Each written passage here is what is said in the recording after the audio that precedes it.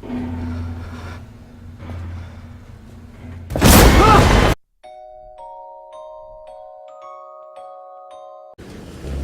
boys and ghouls, so today we are going to be doing our first episode of Movie Massacre with Zach.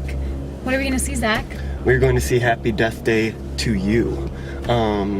We love the first one. I don't give a fuck what anybody says, and I'm excited about this one because I've heard pretty good things about it. So yeah, that's what we're going to be watching, and we're at our theater that has those nice reclining seats and all that good stuff, so it'll be a good time. Alright, so let's just go see the movie. Okay.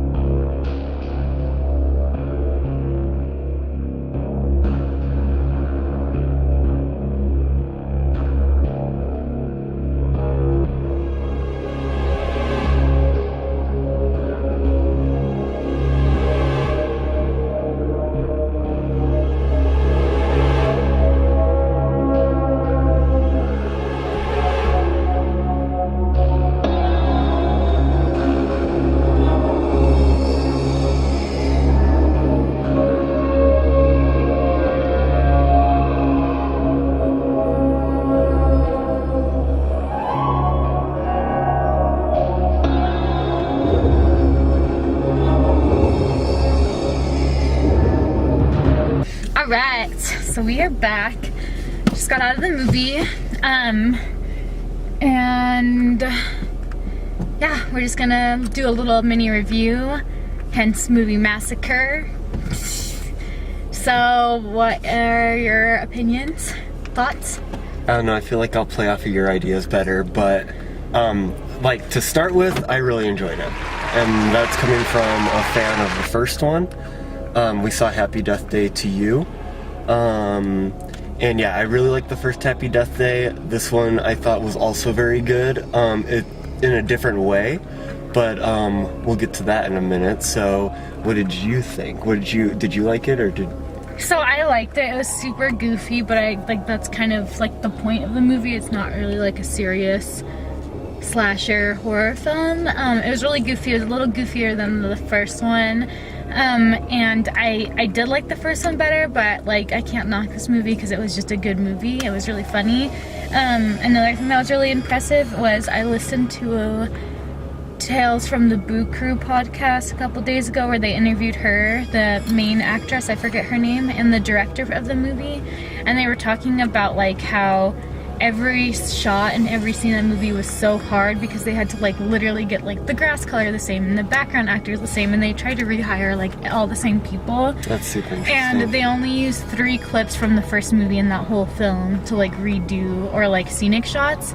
And another thing that I thought was really cool was the hospital that they used was completely tore down after the first one, and then Blumhouse is known for having like a pretty low budget, and so they had to like rebuild just parts of that hospital. And so there's a scene in the movie, and it's not like a spoiler or anything, where like the hospital room that they go to is under construction, but it's actually just like, I feel like that was like an improvisation because, but yeah, so they had to They like also rebuild. made a good environment for that scene.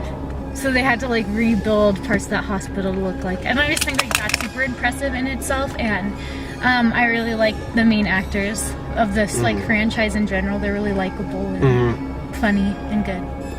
Yeah, yeah, I totally agree. I think like if you want to classify this movie, the like horror element of it, I would say is like 5%, and the comedy and like whatever story that you want to call this is the other 95%. So it's like, it's still the loop idea of the first one, but it takes it a little further, and they kind of start it with a bit of a fake out, which I like. I don't want to spoil anything from it because I just think you should go see it because it was a fun movie. But don't expect like a horror or slasher movie because it's really not. There's like a couple of scenes, but like overall it's not a horror movie.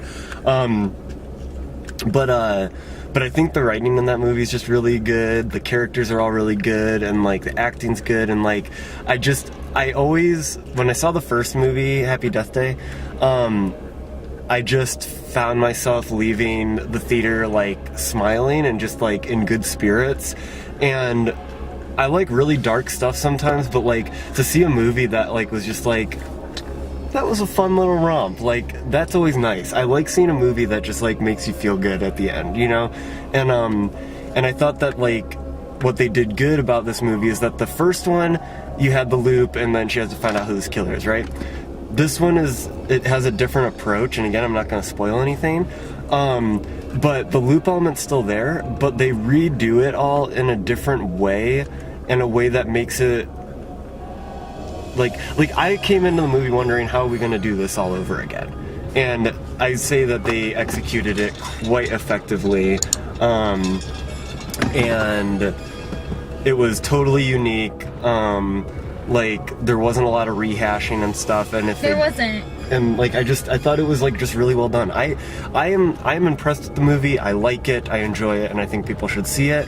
I think people are way too hard on this like quote unquote franchise as it is now.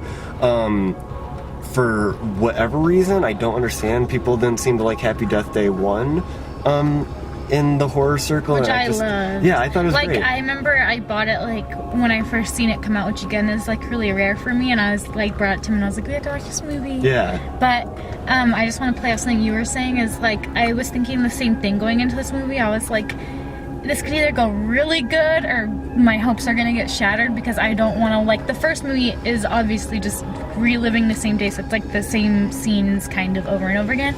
So I was like, are we gonna get another hour to 2 hour movie of kind of that, but like different? And so I was like, it kind of depends. But yeah, again, like there wasn't honestly almost no rehashing of scenes. There's like a couple times, but that was basically it. I think that it was all really well done. Like there's so much going on in this movie and to keep track of, and like I just think I didn't look at who wrote it or anything, but like whoever wrote the movie, like I think like they thought it out pretty well, and I'm sure there's little plot holes and stuff, but like overall, like just I don't know. I think people should like go into movies and just like enjoy them and stop being like so critical, because like this movie just really benefits from going in and wanting to have a good experience, and I think it provides that. Buckle up.